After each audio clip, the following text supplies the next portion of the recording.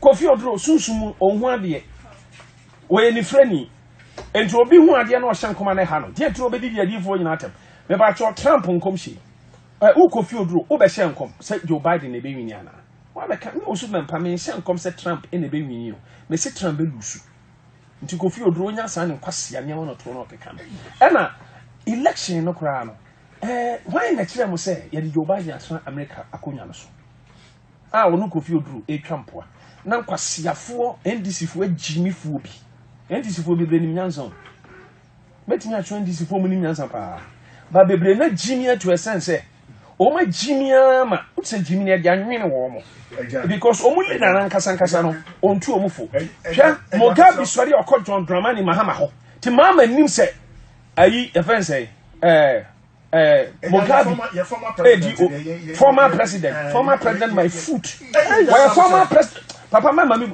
were former president me so I'm a man of God Juram Elisha editi Juram atem Yesu se mon kanche hero sakanaman no kanamai were dog kanamai Mugabe edi matem sa men kasa atem didi amididi MPP fo nim hu bi me osu bempa enti joma mo nya son kasance Mugabe ni achimifo bi no mo agisi na o mu sura atem didi enko na o mu didi no Oma betra Ghana kunya no so ni ahwe. Si enyina Ghana ha. Thank you. Twaso.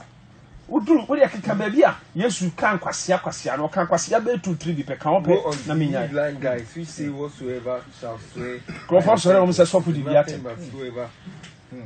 But whosoever shall swear by the gold of the temple is a dead. Pharisi for no na omuju omu hudi no me asofo so Yesu so me yankwase afo ani frafo 17 years and your friend is tie kan hono Nabi what dey kan hono fools and blind repeat it ye fools and blind saka bi ye fools and blind fool as trend say papa to be for Maha, there be fool as a trend say. There be fool as a trend say. Thank you. No, so wait, me na make kasa. There is no Bible. And professor also bempa adome. Elisha o kese kwada 42. E my sister be wi o mu nyina kunkum o. Adentra na o mu di ne ho fewo. Mo bin ka say, any on patem di dia dia, any emenya politics. Yesi akwa bi e fe na akwa na ase akwa mo venze. Ekona ba. Ono so nyame no me betena ne so ne kwa nyina. Obe plansa no wu.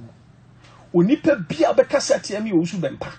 Enam nia makasa das yes the Lord nti. Said ya meram ne eron kasa tia Moses. Enam nia Moses e yenti. Onyame ma akwata ebedura wo mo no.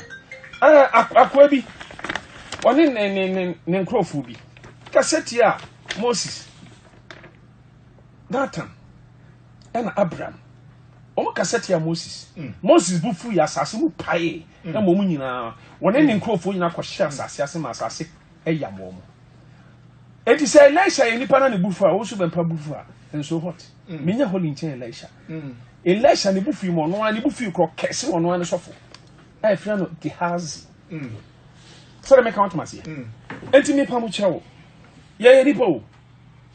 Enti no senya me akasa me nkasa no makasa na odi mate wonyi ni akasa ban man didi atem the way that tem didi ani de mo de bamu a na me susu ma sofo nketo abu befu ana ma sofo mpanfo su bufu na o musu ba up beki kon magina mo se o su bempa sofo nde o ma na o ya dodo hwe sa boy bi na odi aboje sa hye na na wa hyeche no wodi matem di ma so mpanfo nyina atem wo sinya sani bia na o su bempa so ege we de mesrewa we e tim na kwara ketwa wo maame wo papa wo maame no papa de o mu njimi wo maame no papa de o mu nya nkwasiafo wo su bempa na di matem so wo se wo de nsa bunkum chale wo si macho chale you have to stop that na wo gu ya ni mase wo jimi ni a wo tie abrochire ho ka no kra wo tim na wa wo de ade eja mesrewa ma bobra mo so na mo se kra Japan e no patem didie na eja 1 minute mi se mi tu atem nyina na e tewo nkwaso eja ma me commercial break oni da bi me mi aso twen ma ka we na fe commercial mi ohun osofo me osofo